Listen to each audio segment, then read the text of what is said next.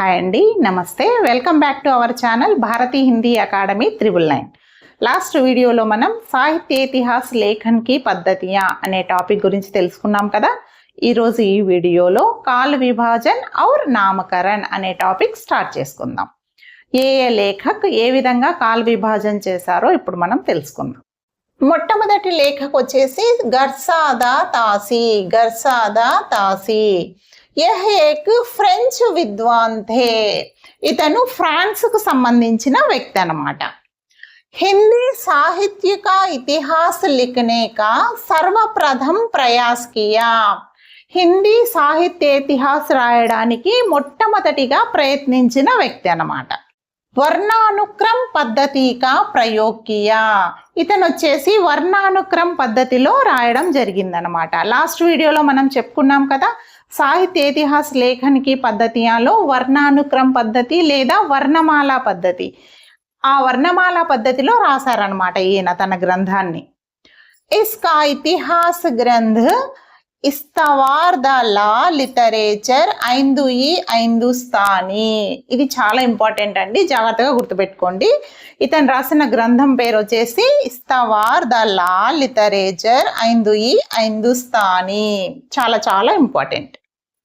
Next, yeah Granth 2 భాగో May ప్రకాశిత్ హువా.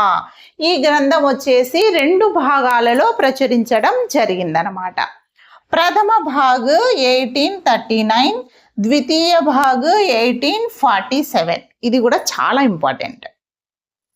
Next, is గ్రంథ మే హిందీ తథా ఉర్దూ కవియోं को भी स्थान मिला.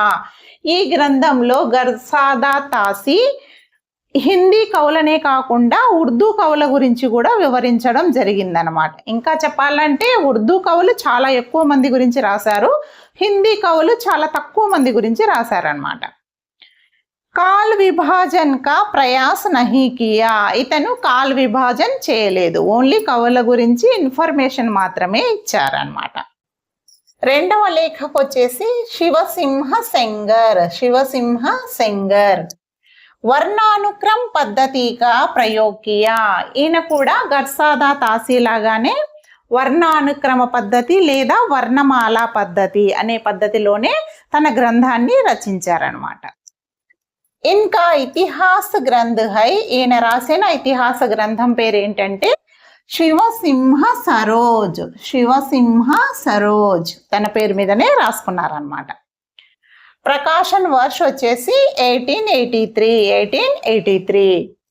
इस ग्रंथ में छोटे बड़े लगभग 1000 कवियों का जीवन चरित है. ఈ గ్రంథంలో దాదాపు చిన్న పెద్ద కవులందరినీ కలుపుకుంటే 1000 మంది కవుల ఇన్ఫర్మేషన్ రాశారనమాట.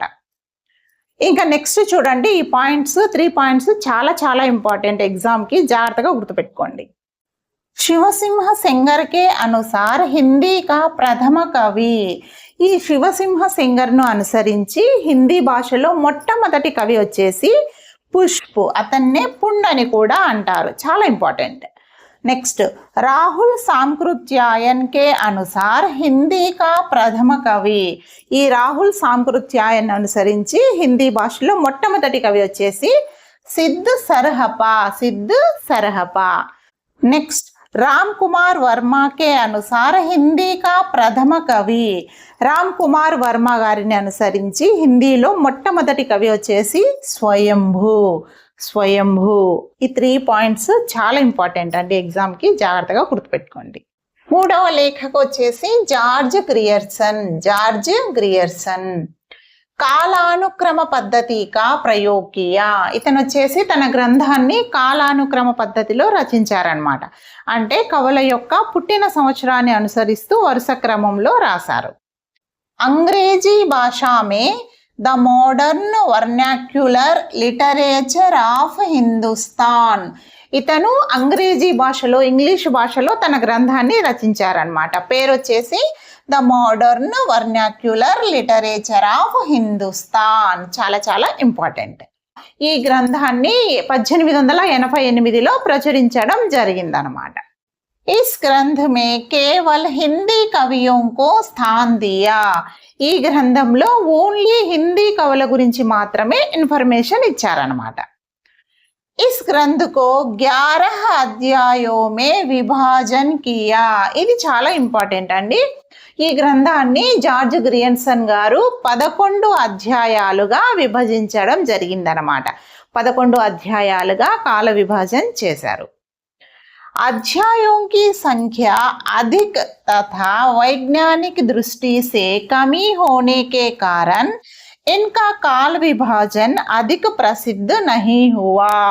చూడండి, ఈయన ఎక్కువ అధ్యాయాలుగా విభజించారు. ప్లస్ వైజ్ఞానిక దృష్టిసే సైంటిఫిక్ పరంగా కూడా కరెక్ట్ ఇన్ఫర్మేషన్ లేదు అనే కారణంతో ఇతని కాల విభజన అంత ప్రాచుర్యం పొందలేదన్నమాట. ఓకేనండి, నెక్స్ట్ వీడియోలో కాల విభజన చేసిన మరికొద్ది మంది లేఖకు గురించి తెలుసుకుందాం. ఈ వీడియో మీకు నచ్చినట్లయితే తప్పకుండా ఒక చిన్న లైక్ చేసి ఛానల్ని సబ్స్క్రైబ్ చేసుకోండి. మీ ఫ్రెండ్స్ ఎవరైనా హిందీ పండిట్స్ ఉంటే తప్పకుండా షేర్ చేయండి. అండ్ బాగా చదవండి, తప్పకుండా సక్సెస్ అవుతారు. All the best. Thank you so much.